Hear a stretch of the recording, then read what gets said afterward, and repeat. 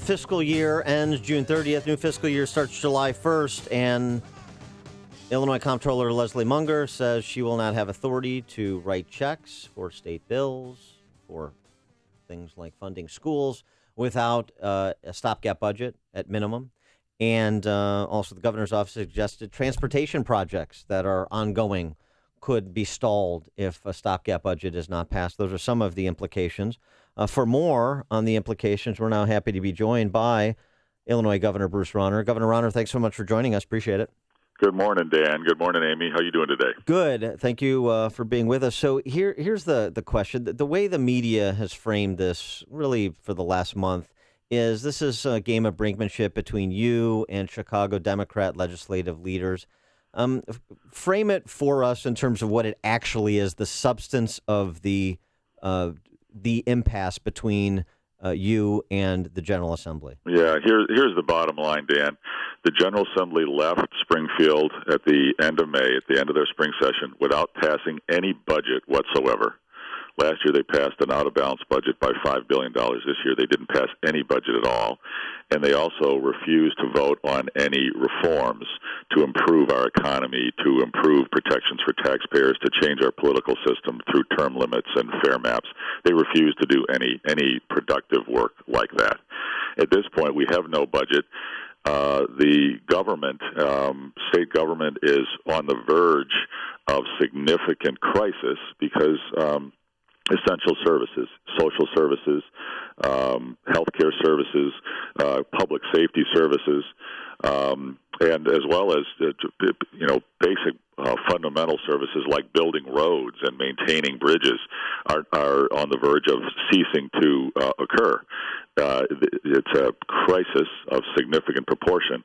To get through this crisis, we have introduced two pieces of legislation and asked the General Assembly to vote on them. One, we've said our schools deserve to open on time with full funding, full foundation level that the state should put into the schools right now. And we've introduced a bill to do that. The money exists inside the state government. It is in our education funds. We've asked the General Assembly to pass that education school funding bill right now. The other bill we've introduced is a stopgap budget. It doesn't solve our long-term challenges of long-term balanced budgets. It doesn't get reforms done, but at a minimum, it allows us to let our government function, provide essential public safety services, human services, healthcare services that our people of Illinois depend on every day from our government. It's a budget that would get us through next January. And the good news is the money is there in our special human services accountants and operating accounts. The cash is there, but we can't spend it unless it's appropriated by the General Assembly. So we've asked the General Assembly, please come back to Springfield, pass these two budgets, one for schools to make sure they open with full funding. The other is to pass this stopgap budget so we can get through this crisis and get to January.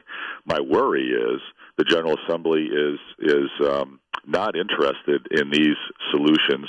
What they're trying to pressure is a large tax hike after the general election in November. I believe what they'd like to do is force a huge tax hike without having to do any reforms, and they want to wait until after the general election so they're not held responsible for that. As well, President Cullerton came out publicly a number of weeks back at the City Club in Chicago and said he personally would not like to see the schools get open or get funded unless Chicago gets significantly more money under some new school funding formula that they'd like to propose. Let me be clear, that is patently unfair to taxpayers in the suburbs, to taxpayers downstate, to bail out the city of Chicago. Chicago public schools are important. I care deeply about the students there. They deserve state support. But that system has been financially mismanaged for years and years, and it is unfair to try to force taxpayers in the suburbs and downstate to bail out the financial mismanagement of Chicago. And to hold up funding for the rest of the schools. No, that's right. They're trying to hold the rest of the schools hostage, say, you can't get any state money at all. You can't open at all unless you bail out Chicago's financial mismanagement. That is wrong, and we've got to stand up against that. So if Madigan and Cullerton don't move and they don't tell their people to move on the education bill, school's not going to start on time in the fall? Well, some schools will be able to open because they've got the financial reserves. Some school districts around the state, and we're trying to study which ones are financially able to open. But many school districts don't have sufficient financial reserves to open without the state support that comes in from Springfield. So I believe that the supermajority and the General Assembly are trying to hold up schools opening to try to force a significant bailout for Chicago Public Schools financial mismanagement, and that's not fair. And so you need help with this. We do. So we need people to engage and contact their legislators? That's exactly right.